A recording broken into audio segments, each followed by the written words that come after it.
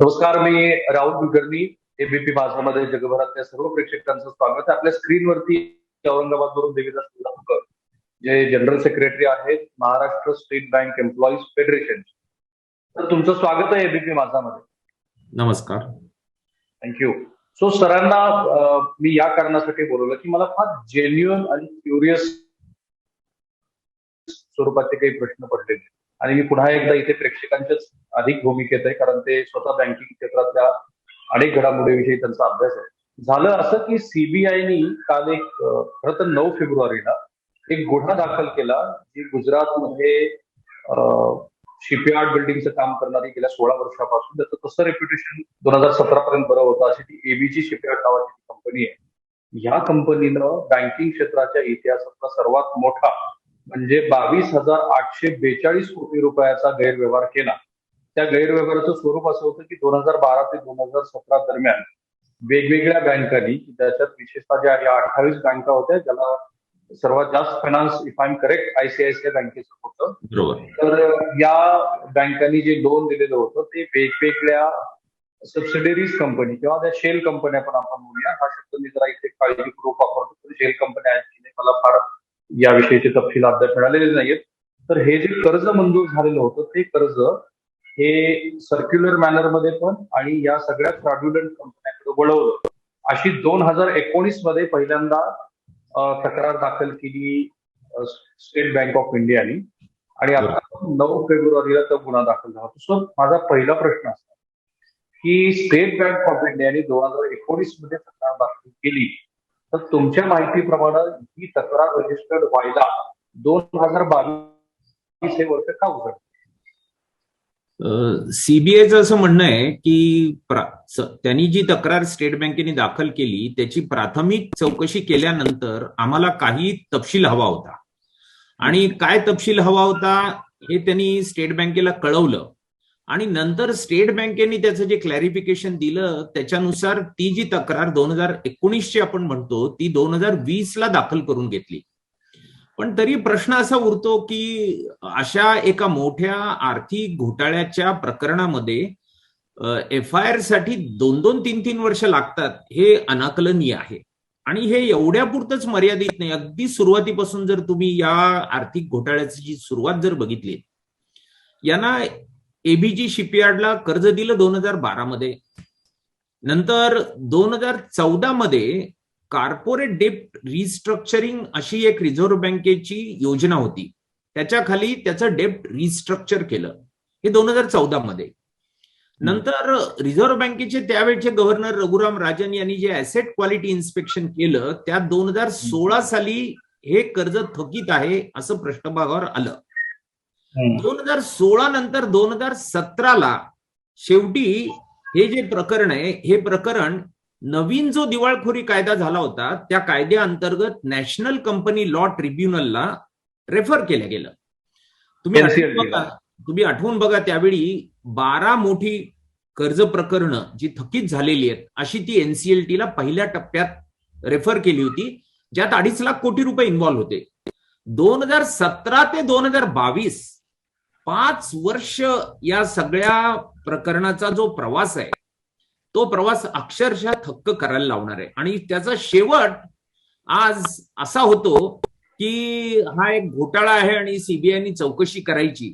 मला वाटतं प्रश्न त्या कर्जदाराचा आहे, बँकर्सचा आहे, त्याप्रमाणे रिझर्व्ह बँकेच्या इन्स्पेक्शन सिस्टीमचा आहे आणि सगळ्यात शेवटी सीबीआयचा आहे की सीबीआय पण एवढा काळ या प्रकरणामध्ये चौकशी करण्यासाठी करते. आणि आज आता हाती काय लागणार आहे या 5 वर्षानंतर, तर त्यांची जिथे कुठे स्थावर मालमत्ता आहे, जमीन आहे, ती फक्त हाती लागेल.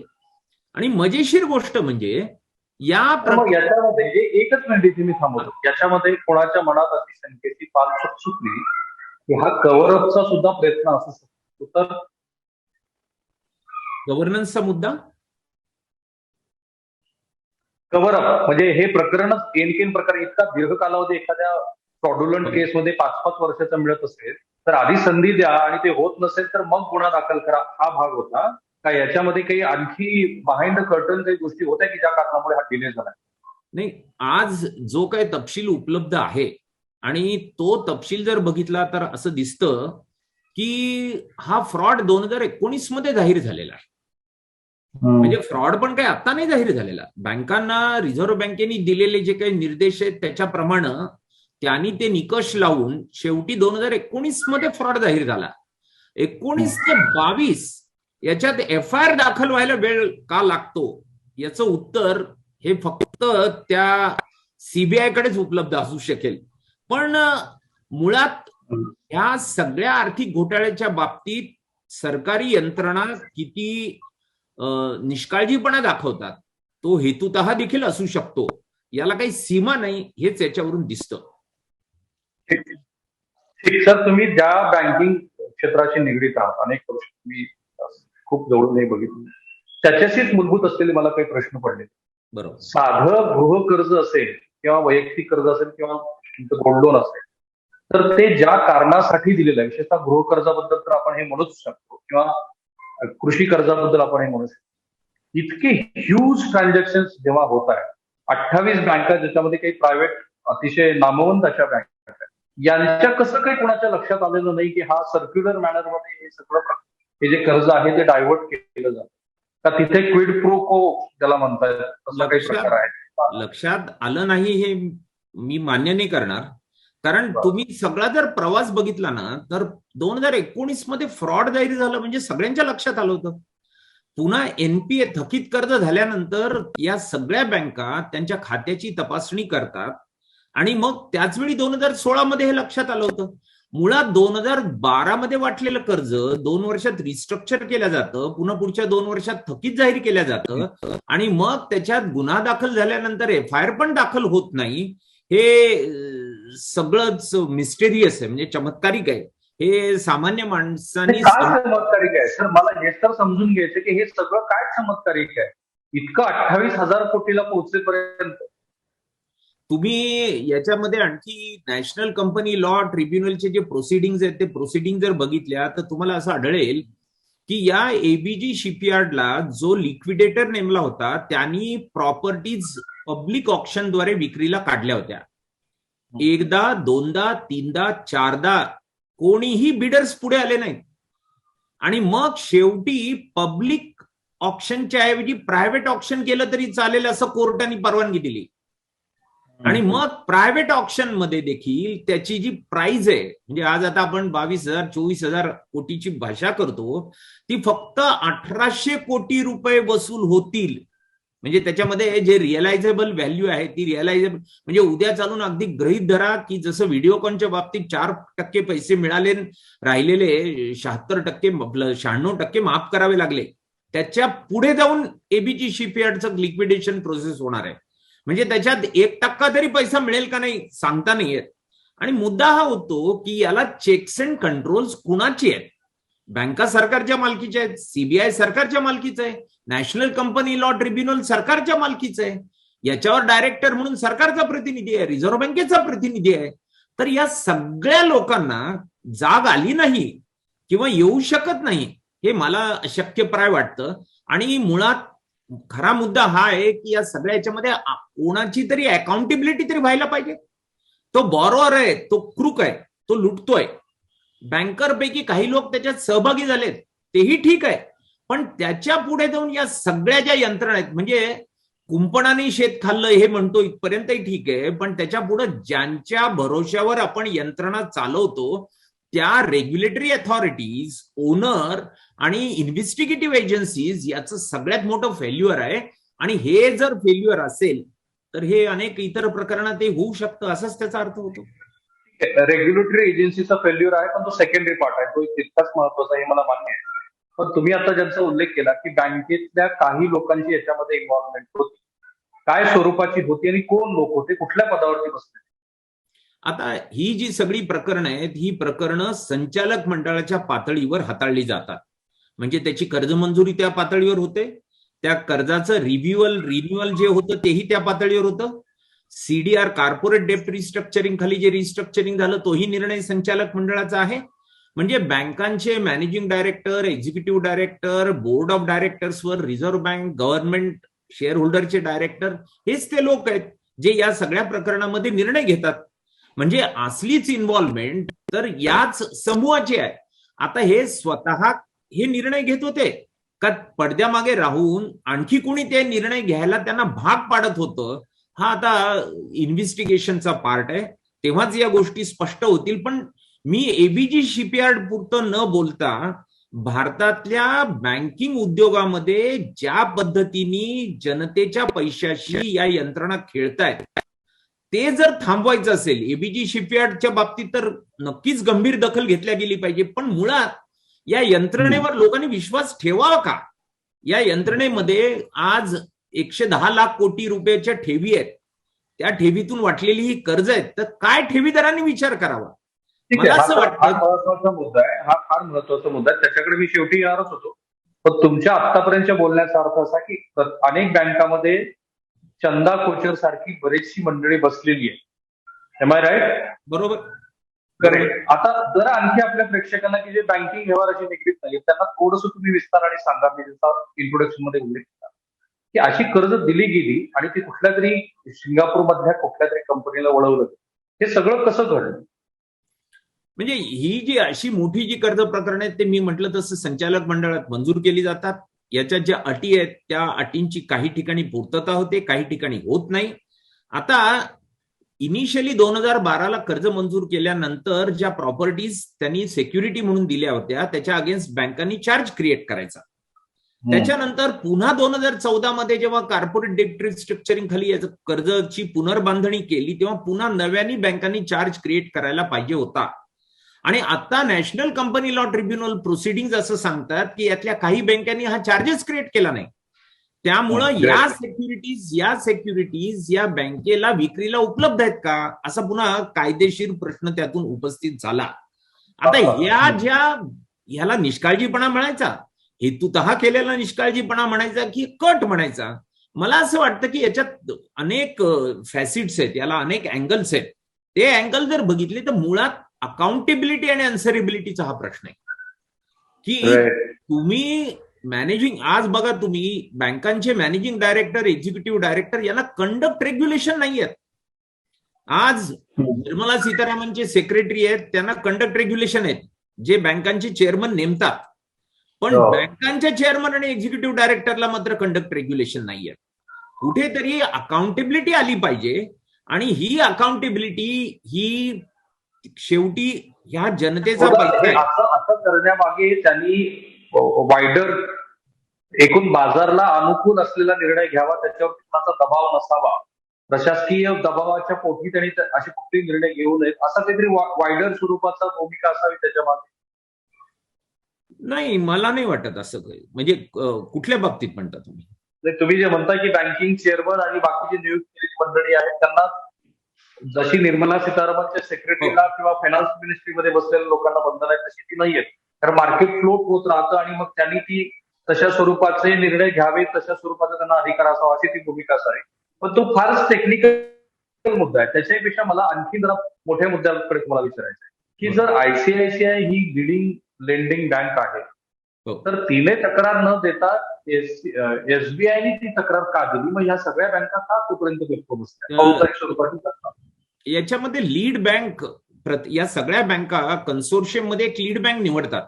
स्टेट बँकेला लीड बँक म्हणून निवडलं होतं आणि म्हणून स्टेट बँक ऑफ इंडियाने ही कंप्लेंट केली आणि इतरही बँकांनी मग नंतर ते फॉलो केलं. एक मला व्हॉट्सअपवरती एक चार्ट पाठवलेला होता, जर तो तुम्हाला लगेच आपल्या प्रेक्षकांना सांगणं शक्य असेल आणि ते आकडे जर तुम्हाला वाचून दाखवता येत असतील तर हे जे 22,842 कोटी रुपये आहे त्यातले कुठल्या बँकेचे किती कोटी रुपये अडकलेले आहेत? तर तुमच्या म्हणण्याप्रमाणे व्हिडिओ कॉल मध्ये आपण अनुभव घेतलेला आहे की केवळ 4% रक्कम आली, इथे तर तुम्ही म्हणता 1%च ती रक्कम येईल, म्हणजे 200-250 कोटी रुपये तर येतील की नाही माहित नाही. तो ते एकदा जर सांगितलं आपल्या प्रेक्षकांना आणि दरम्यानच्या काळात ते सापडेपर्यंत तरी काही हरकत नाही. स्टेट बँक ऑफ इंडिया 2,925 कोटी, आयसीआयसीआय बँक 7,089 कोटी, आयडीबीआय बँक 3,639 कोटी, बँक ऑफ बडोदा 1,614 कोटी, पंजाब नॅशनल बँक 1,244 कोटी, एक्झिम बँक 1,327 कोटी, इंडियन ओव्हरसीज बँक 1,228 कोटी, bank of India 719, oriental bank 714, standard chartered 743, syndicate bank 408, पुन्हा state bank of India Singapore 458, Dena bank 406, अशी ती यादी पूर्ण जर बघितली तर आणि ही ऍडमिटेड क्लेमची आहे. म्हणजे नॅशनल कंपनी लॉ ट्रिब्युनलनी हे सर ही आकडेवारी मी ग्राफिकल स्वरूपात सुद्धा महाराष्ट्राच्या प्रेक्षकांना दाखवू शकलो असतो, परंतु मी हा जाणीवपूर्वक तुम्हाला ती आकडेवारी विचारायला सांगितली. त्याचं कारण असं आहे की मोहम्मद युनुस ते बांगलादेश ग्रामीण बँकचे पायोनियर होते, त्यांना त्याच्यात नोबेल मिळाला. त्यांची मागे मी मुलाखत केली होती तेव्हा ते असं म्हणाले होते की आमच्या बांगलादेश ग्रामीण बँकेचा जो एनपी आहे तो अतिशय कमी आहे, तो किती 1 किंवा 2% आसपास. तर त्याच्या मागचं त्यांचं जे सूत्र होतं ते असं होतं की तुम्ही गरीबातल्या गरीब लोकांना जेव्हा कर्ज वाटप करता तेव्हा तो लाजे खातर का असेना पण त्या कर्जाची परतफेड करतो, कारण त्याची सामाजिक प्रतिष्ठा अतिशय महत्वाची असते. बरोबर, अगदी बरोबर आहे. आता मला तुम्हाला हा प्रश्न विचारायचा आहे, तुम्ही बँकेची एवढे जवळून निघत आहात, करेक्ट. प्रश्न असा आहे की भारतभरामध्ये मग शेतकरी असेल किंवा मध्यमवर्गीय असेल, त्याच्याच जोरावरती ही सगळी बँकिंग व्यवस्था सुरू आहे. तोच पैसे घेतो आणि तोच पैसे भरतो. रघुराम राजन येईपर्यंत आपल्याला एनपीएचं प्रमाणही माहिती नव्हतं, ते 10-12 लाख हजार कोटीपर्यंत पोहोचले हेही माहिती नव्हतं, आणि यातल्या अनेक जणांनी बँका बुडवल्यात हेही माहिती नव्हतं. तो जो आधीचा तुम्ही लॉजिकल प्रश्न उपस्थित केला होता, हे जे सगळं सुरू आहे ते सामान्य टॅक्सपेअरच्या पैशावरती सुरू आहे, आणि बँकिंग सुद्धा मध्यमवर्गीयांच्या ज्या काही इंटिग्रिटी असतील किंवा त्याचा जो काही भाव असेल त्याच्यावरती सुरू आहे. हे थांबणार कसं, आणि या सगळ्या लोकांचं काय सामाजिक प्रतिष्ठा वगैरे, त्यांना काही लाज लज्जा वगैरे काही नसते का या लोकांना? नाही, मुळात कसं आहे, जेवढा माणूस अधिक श्रीमंत आहे तेवढा तो आताच्या परिस्थितीमध्ये अनइथिकल आणि इमॉरल आहे असं दिसतं. या बँकिंग व्यवहाराच्या बाबतीत आपण अनुभवलेलं आहे. म्हणजे अगदी वेळ आली तर हे देश पळून सोडतील, यांना देशाशी काही देणं घेणं नाही, समाजाशी काही देणं घेणं नाही, जनतेशी काही देणं घेणं नाही, आणि फक्त यांच्या दृष्टीने सबसे बडा रुपया हेच त्यांचं गणित आहे. पण मला असं वाटतं की जे सुप्रीम कोर्टाने सहारा ग्रुपच्या सुब्रतो राय बाबतीत केलं ते या मोठ्या थकीत कर्जदारांच्या बाबतीत कोर्ट का करणार नाही? कारण आपण बघितलं सहाराच्या सुब्रतो रायला सुप्रीम कोर्ट वेळोवेळी जसजसं जेलमध्ये टाकत होते तसतसे पैसे वसूल व्हायला सुरुवात झाली. कुठेतरी तुम्ही यांच्या बाबतीत हेतुतः बँकांचं कर्ज थकवणं हा क्राईम आहे असं जोपर्यंत ठरवत नाही तोपर्यंत यांना भीती वाटणार नाही. सिव्हिल लिटिगेशनला हे सगळं विकून खायला बसले, म्हणजे सगळ्यात चांगला वकील देतील आणि वर्षोनगणती हे प्रकरण चालू राहील. आता देखील 4-4 वर्ष सीबीआय दाखल करत नाही FIR. काय याचं कारण असू शकतं? आता आपण बघतो सीबीआय आजूबाजूला इकडे इलेक्शन पॉलिटिकल इश्यूज कसे घेतात आणि कसे उभे करतात, आणि किती ताबडतोब त्याच्यात हे होते. कुठली एक नटी किंवा काय तिने आत्महत्या केली तर हा विषय किती मोठा झाला होता मीडियामध्ये किंवा सीबीआय इन्व्हेस्टिगेटिव्ह एजन्सीच्या दृष्टीने. पण ह्या 20-22 हजार कोटीचे दावे आहेत ते 4 वर्ष FIR दाखल करायला. म्हणजे तुम्ही कल्पना करा, आता याच्यात वसुली करायची किंवा त्या लोकांना जेलमध्ये टाकायचं तर किती वर्ष लागतील? एक